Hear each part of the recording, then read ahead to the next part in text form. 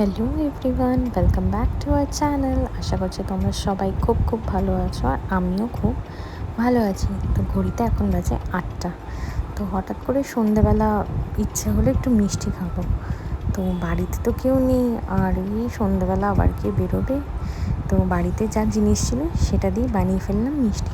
চলো তোমাদের সাথে রেসিপিটা শেয়ার করি। তো বাড়ির ছিল একটা পাউরুটি আর দুধ। তো পাউরুটি আর দুধ দিয়ে বানিয়ে ফেললাম গোলাপ জামুন মিষ্টি। পাউরুটিটা ফার্স্টে তোমরা স্লাইস করে কেটে নেবে, সাইডের ব্রাউন কালারগুলো কেটে নেবে যাতে মিষ্টির কালারটা খুব ভালো আসে। আমি কেটে নিয়েছিলাম, তারপরে হাত দিয়ে ওটাকে ছিঁড়ে ছিঁড়ে ছোটো ছোটো সাইজের করে ওর মধ্যে 1 কাপ দুধ দিয়েছিলাম। আমার কাছে টোন্ড মিল্ক ছিল তাই আমি টোন্ড মিল্ক দিয়েছি, তোমাদের কাছে নর্মাল দুধ থাকলে সেটাও তোমরা ইউজ করতে পারো।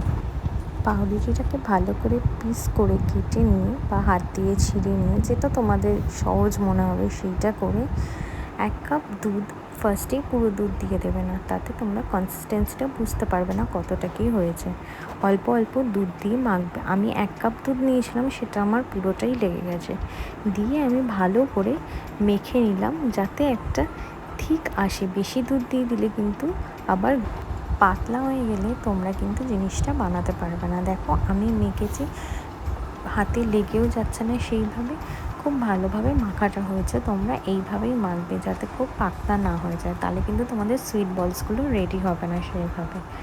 তো আমার সুইট বলসগুলো রেডি হয়ে গেছিলো। তারপরে আমি ওভেন অন করে কড়াইয়ের মধ্যে রিফাইন তেল দিয়েছি। মাস্টার্ড অয়েল দেবে না, মাস্টার্ড অয়েল দিলে গন্ধ বেরোবে। রিফাইন তেলই ইউজ করার ট্রাই করবে, রিফাইন তেল বা অলিভ অয়েল যেটা তোমাদের হবে। তো আমার বাড়িতে রিফাইন তেল ছিল বলে আমি রিফাইন তেলই দিয়েছি। তো তেলটা ভালো করে গরম হয়ে গেলে সুইট বলসগুলো কড়াইয়ের মধ্যে দিয়ে দেবে। সব একসাথে দেবে না, তাতে কি হবে লেগে যেতে পারে। আমি 3টে কি 4টে করে সুইট বলস দিয়েছিলাম যাতে খুব সুন্দরভাবে ভাজা হয়ে যায় জিনিসগুলো। দেখো আমার সুইট বলসগুলোর কালারগুলো কত সুন্দর এসছে, ডার্ক ব্রাউন। আর গ্যাসের ফ্লেমটা লো থেকে মিডিয়াম রাখবে, খুব হাই করে দিলে পুড়ে যাওয়ার চান্সেস থাকে। তারপরে আমি একটা রস বানিয়ে নিই। আমি চিনি দিয়ে রস বানিয়ে নিয়েছিলাম। চিনিটা ঢেলেই সাথে সাথে জল দিয়ে দেবে না, তাতে তোমাদের কালার আসবে না। যদি কেউ মনে করো যে হ্যাঁ একটু রসের কালারটা সাদা রাখবে, তো সেই ক্ষেত্রে তোমরা জল ইউজ করতেই পারো।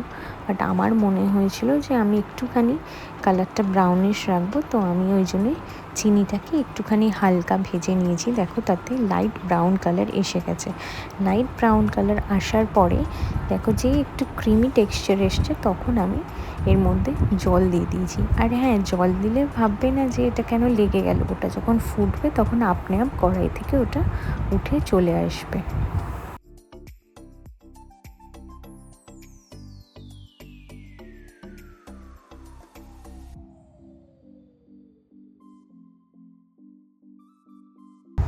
চিনি সিরাপটা যখন খুব ভালোভাবে ফুটে গেছিলো, আমি একটা আলাদা বাটির মধ্যে রসটাকে তুলে নিয়ে সুইট বলসগুলো দিয়ে 10 মিনিট মতো রেস্টে রেখেছিলাম যাতে সুগার সিরাপটা সুইট বলসের মধ্যে ঢুকে যায়।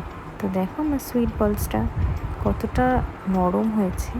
আর এটাকে যদিও গোলাপ জামুন বলে, বাট আমি তো আর দোকানের মতো বানাতে পারি না, জাস্ট ঘরে খাবার মতো বানিয়েছিলাম। তো দেখো কতটা সফট হয়েছে আর কতটা নরম হয়েছে, আর অনেক জুসিও হয়েছে।